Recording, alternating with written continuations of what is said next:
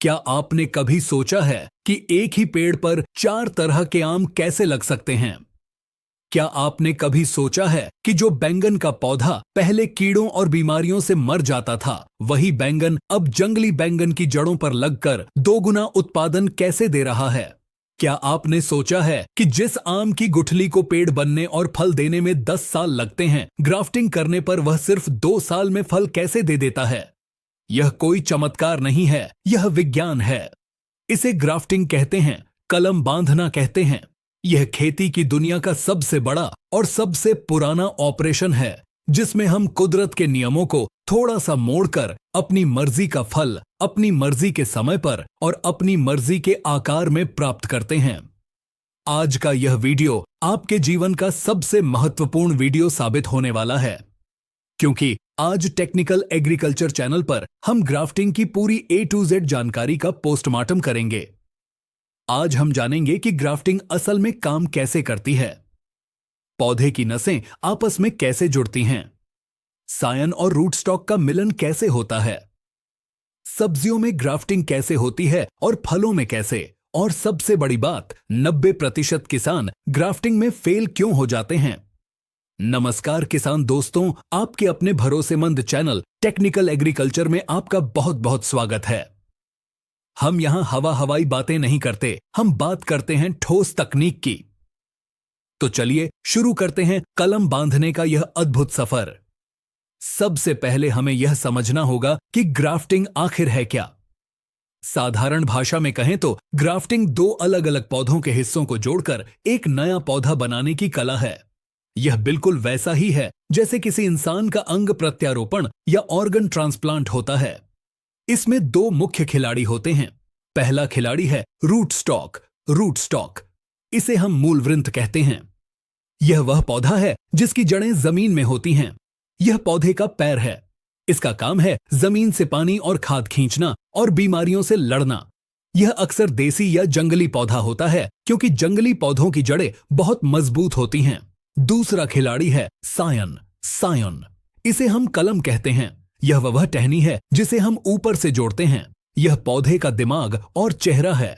आप जैसा फल चाहते हैं, दशहरी, लंगड़ा या विदेशी सेब, वह गुण इसी सायन में होता है।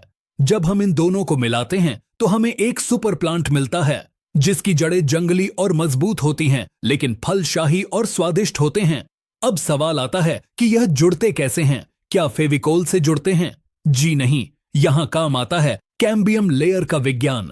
किसान भाइयों, यह शब्द रट लीजिए, कैम्बियम। यही ग्राफ्टिंग की आत्मा है। जब आप किसी टहनी की छाल को हल्का सा खुरचते हैं तो छाल और लकड़ी के बीच में एक बहुत ही पतली, हरी और चिपचिपी परत दिखाई देती है। यही कैम्बियम है। यह पौधे की वह नस है जिससे होकर भोजन और पानी ऊपर नीचे जाता है। ग्राफ्टिंग का पूरा खेल बस इतना है कि हमें रूट स्टॉक की कैम्बियम को सायन की कैम्बियम से बिल्कुल सटीक मिलाना होता है। अगर यह नस से नस मिल गई तो पौधा जुड़ जाएगा। अगर इसमें बाल बराबर भी गैप रह गया या हवा घुस गई तो ग्राफ्टिंग फेल हो जाएगी। अब बात करते हैं कि ग्राफ्टिंग की जरूरत क्यों पड़ी। हम बीज से पेड़ क्यों नहीं उगाते? इसके 3 बड़े वैज्ञानिक कारण हैं। पहला कारण है समय। अगर आप बीज से आम, सेब या संतरा उगाएंगे तो उसे जुवेनाइल फेज यानी बचपन से गुजरना पड़ता है। उसे फल देने में 8 से 10 साल लग सकते हैं। लेकिन अगर आप एक पुराने फल देने वाले पेड़ की टहनी सायन लेकर ग्राफ्टिंग करते हैं तो वह टहनी मैच्योर यानी वयस्क होती है। उसे पता है कि फल कैसे देना है, इसलिए ग्राफ्टिंग वाला पौधा 2 से 3 साल में ही फल देना शुरू कर देता है। दूसरा कारण है शुद्धता। बीज का कोई भरोसा नहीं होता। अगर आप दशहरी आम की गुठली बोएंगे तो जरूरी नहीं कि उससे उगने वाला पेड़ दशहरी जैसा ही मीठा हो। उसमें परागण यानी क्रॉस पॉलिनेशन के कारण गुण बदल जाते हैं। लेकिन ग्राफ्टिंग में हम उसी पेड़ की टहनी लेते हैं जो हमें पसंद है, इसलिए उसका फल 100% वैसा ही होता है। इसे हम ट्रू टू टाइप कहते हैं। तीसरा और सबसे बड़ा कारण है बीमारियां। आजकल टमाटर, बैंगन और मिर्च में जड़ की बीमारियां जैसे विल्ट और निमाटोड बहुत आती हैं। हाइब्रिड किस्में कमजोर होती हैं और मर जाती हैं। लेकिन जंगली बैंगन या जंगली टमाटर की जड़ों में इतनी ताकत होती है कि उन्हें ये बीमारियां छू भी नहीं सकती। इसलिए हम जड़ जंगली रखते हैं और ऊपर हाइब्रिड किस्म लगा देते हैं। चलिए अब जानते हैं ग्राफ्टिंग करने के लिए आपको किन औजारों की जरूरत पड़ेगी। आपको कोई महंगी मशीन नहीं चाहिए। आपको चाहिए एक बहुत ही धारदार चाकू, इसे ग्राफ्टिंग नाइफ कहते हैं। ध्यान रहे, चाकू इतना तेज होना चाहिए कि वह टहनी को एक बार में मक्खन की तरह काट दे। अगर टहनी कटी नहीं और कुचल गई तो उसके सेल यानी कोशिकाएं मर जाएंगी और जुड़ाव नहीं होगा। दूसरा औजार है ग्राफ्टिंग टेप। यह एक विशेष प्रकार की पॉलीथीन होती है जो स्ट्रेचेबल यानी खींचने वाली होती है। यह हवा और पानी को अंदर जाने से रोकती है। अगर आपके पास ग्राफ्टिंग टेप नहीं है तो आप 0.5 माइक्रोन वाली साधारण पॉलीथीन की पट्टियां भी काट सकते हैं। तीसरी चीज है सफाई। आपका चाकू और हाथ बिल्कुल साफ होने चाहिए। अगर चाकू गंदा हुआ तो पौधे में फंगस लग जाएगा, इसलिए चाकू को हमेशा स्प्रिट या सैनिटाइजर से साफ करके ही कट लगाएं। अब हम आते हैं वीडियो के सबसे महत्वपूर्ण हिस्से पर, ग्राफ्टिंग की विधियां। वैसे तो दुनिया में 50 तरह की ग्राफ्टिंग होती है, लेकिन हम उन 4 से 5 विधियों की बात करेंगे जो भारत के किसानों के लिए सबसे सफल हैं। पहली विधि है क्लिफ्ट ग्राफ्टिंग, क्लेफ्ट ग्राफ्टिंग या वी ग्राफ्टिंग। यह सबसे ज्यादा प्रचलित तरीका है। इसमें हम रूट स्टॉक, नीचे वाले पौधे को जमीन से लगभग 6 से 8 इंच ऊपर से सीधा काट देते हैं। फिर उसके ठीक बीचों बीच चाकू रखकर नीचे की तरफ 1 से 2 इंच का चीरा लगाते हैं। अब रूट स्टॉक का मुंह 2 हिस्सों में खुल जाता है। इसके बाद हम सायन, ऊपर वाली कलम को लेते हैं। सायन के निचले हिस्से को हम चाकू से दोनों तरफ छीलकर एक वी आकार या पच्चर वेज जैसा बना लेते हैं। अब इस वी शेप की सायन को रूट स्टॉक के चीरे में फंसा देते हैं। यहां सबसे बड़ी सावधानी क्या है? सावधानी यह है कि सायन और रूट स्टॉक की मोटाई एक बराबर होनी चाहिए, ताकि उनकी छाल और कैम्बियम लेयर आपस में बिल्कुल सही मिल जाएं। इसके बाद इसे टेप से कसकर बांध दिया जाता है ताकि न हवा जाए न पानी। यह विधि आम, सेब, नाशपाती और लगभग सभी फलों में काम करती है। दूसरी विधि है विनियर ग्राफ्टिंग या साइड ग्राफ्टिंग। यह विधि आम के लिए बहुत मशहूर है। इसमें हम रूट स्टॉक को ऊपर से काटते नहीं हैं, बल्कि रूट स्टॉक के तने के साइड में एक तिरछा कट लगाते हैं और छाल का एक टुकड़ा हटा देते हैं। बिल्कुल उसी आकार का कट हम सायन में लगाते हैं। फिर सायन को रूट स्टॉक के साइड में चिपकाकर बांध देते हैं। जब सायन जुड़ जाता है और उसमें से नई पत्तियां निकलने लगती हैं, तब हम रूट स्टॉक के ऊपर वाले हिस्से को धीरे धीरे काट देते हैं। यह विधि तब काम आती है जब रूट स्टॉक मोटा हो और सायन पतला हो। तीसरी विधि है स्टोन ग्राफ्टिंग या एपिकोटाइल। यह आम की गुठली उगने के तुरंत बाद की जाती है।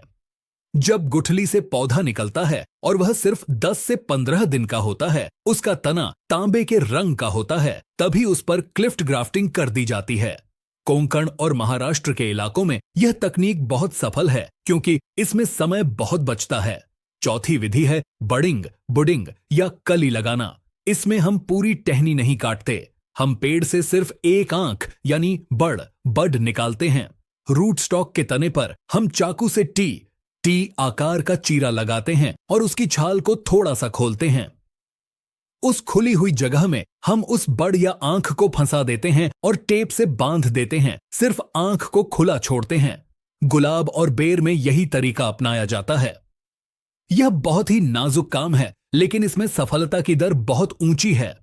पांचवी और सबसे सुरक्षित विधि है अप्रोच ग्राफ्टिंग या भेंट कलम। इसमें हम सायन को उसके मातृ पौधे मदर प्लांट से अलग नहीं करते। हम गमले में लगे हुए रूट स्टॉक को बड़े पेड़ की टहनी के पास ले जाते हैं। दोनों के तनों को थोड़ा थोड़ा छीलते हैं और आपस में जोड़कर बांध देते हैं। इस विधि में सायन को भोजन अपनी मां बड़े पेड़ से मिलता रहता है और पानी रूट स्टॉक से। जब ये दोनों पूरी तरह जुड़ जाते हैं, लगभग 2 से 3 महीने में, तब सायन को मातृ पौधे से काट दिया जाता है। इसमें फेल होने का चांस 0 होता है क्योंकि सायन कभी भूखा नहीं मरता। अब एक बहुत ही नई क्रांति की बात करते हैं, सब्जियों में ग्राफ्टिंग, वेजिटेबल ग्राफ्टिंग। किसान भाइयों, यह भविष्य है। अगर आप टमाटर, बैंगन या मिर्च की खेती करते हैं तो इसे ध्यान से सुनें। सब्जियों में ग्राफ्टिंग का मुख्य उद्देश्य पैदावार बढ़ाना नहीं, बल्कि पौधे को मरने से बचाना है। हम जंगली बैंगन, जिसका नाम सोलेनम टोरवम है, को रूट स्टॉक बनाते हैं। इसकी जड़ें इतनी कठोर होती हैं कि निमाटोड और उकठा रोग, विल्ट, इसका कुछ नहीं बिगाड़ सकते। जब जंगली बैंगन का पौधा और हाइब्रिड टमाटर / बैंगन का पौधा 20 से 25 दिन का हो जाता है और तने की मोटाई माचिस की तीली जैसी हो जाती है, तब हम ग्राफ्टिंग करते हैं। इसमें हम रूट स्टॉक को 45 डिग्री के कोण पर तिरछा काटते हैं और सायन को भी उसी कोण पर, फिर दोनों को मिलाकर एक छोटी सी सिलिकॉन क्लिप या रबर की ट्यूब से जोड़ देते हैं। लेकिन सब्जियों की ग्राफ्टिंग में सबसे बड़ा खेल हीलिंग यानी घाव भरने का है। ग्राफ्टिंग के तुरंत बाद इन नन्हे पौधों को एक अंधेरे कमरे में या हीलिंग चैम्बर में रखना पड़ता है, जहां नमी 90% हो और धूप बिल्कुल न हो। 3 से 4 दिन तक इन्हें अंधेरे में रखा जाता है, फिर धीरे धीरे रोशनी दिखाई जाती है। अगर आपने तुरंत धूप में रख दिया तो पौधा 1 घंटे में सूख जाएगा। अब बात करते हैं कि ग्राफ्टिंग करते समय और उसके बाद क्या सावधानियां रखनी चाहिए, क्योंकि मेहनत तो सब करते हैं, लेकिन रिजल्ट सबको नहीं मिलता। पहली गलती जो किसान करते हैं, उल्टी कलम बांधना। हमेशा याद रखें, सायन में जो आंखें, बड्स होती हैं, उनका मुंह हमेशा ऊपर यानी आसमान की तरफ होना चाहिए। अगर आपने गलती से कलम को उल्टा नीचे मुंह करके जोड़ दिया तो वह कभी नहीं पनपेगी, क्योंकि पौधे में रस का बहाव नीचे से ऊपर होता है। दूसरी गलती, गैप रह जाना। जब आप टेप बांधते हैं तो उसे इतना कसकर बांधना है कि दोनों कटी हुई सतहों के बीच हवा की जगह न बचे। अगर हवा रह गई तो वहां फंगस लग जाएगा और जोड़ काला पड़कर सूख जाएगा। साथ ही टेप इतना टाइट होना चाहिए कि बारिश का पानी अंदर न घुस सके। एक बूंद पानी भी आपकी मेहनत पर पानी फेर सकता है। तीसरी गलती, सायन का चुनाव। सायन हमेशा ऐसे पेड़ से लेनी चाहिए जो स्वस्थ हो, जिसमें कोई बीमारी ना हो और जिसने पिछले साल अच्छा फल दिया हो। सायन की टहनी गोल होनी चाहिए, चपटी नहीं, और उसकी मोटाई पेंसिल के बराबर होनी चाहिए। बहुत पतली या बहुत मोटी कलम अक्सर फेल हो जाती है। चौथी गलती, मौसम का चुनाव। आप हर मौसम में ग्राफ्टिंग नहीं कर सकते।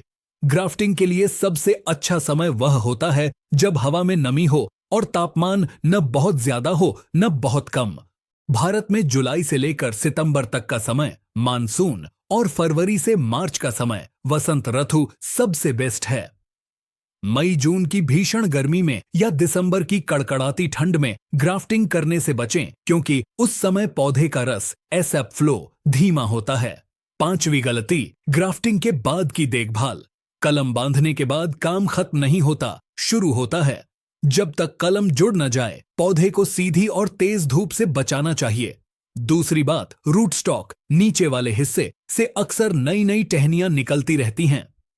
इन्हें वाटर शूट कहते हैं। किसान भाई इन्हें बढ़ने देते हैं। यह सबसे बड़ी गलती है। रूट स्टॉक की अपनी टहनियां सारी ताकत खींच लेती हैं और ऊपर बंधी हुई सायन भूखी मर जाती है। इसलिए जोड़ के नीचे से जो भी फुटाव निकले उसे हर दूसरे तीसरे दिन तोड़ते रहें। सारी ताकत सिर्फ ऊपर वाली कलम को मिलनी चाहिए। ग्राफ्टिंग सफल हुई या नहीं, यह कैसे पता चलेगा? ग्राफ्टिंग करने के 15 से 20 दिन बाद अगर सायन हरी है और उसमें से छोटी छोटी कोपलें फूटने लगी हैं, तो समझो ऑन ऑपरेशन सफल हो गया। लेकिन जल्दबाजी न करें। टेप को तुरंत न खोलें। कम से कम 2 से 3 महीने तक टेप को लगा रहने दें, ताकि जोड़ पूरी तरह मजबूत हो जाए। जब तना मोटा होने लगे और टेप तने में ढंसने लगे, तभी उसे ब्लेड से हल्का सा काट कर हटाना चाहिए।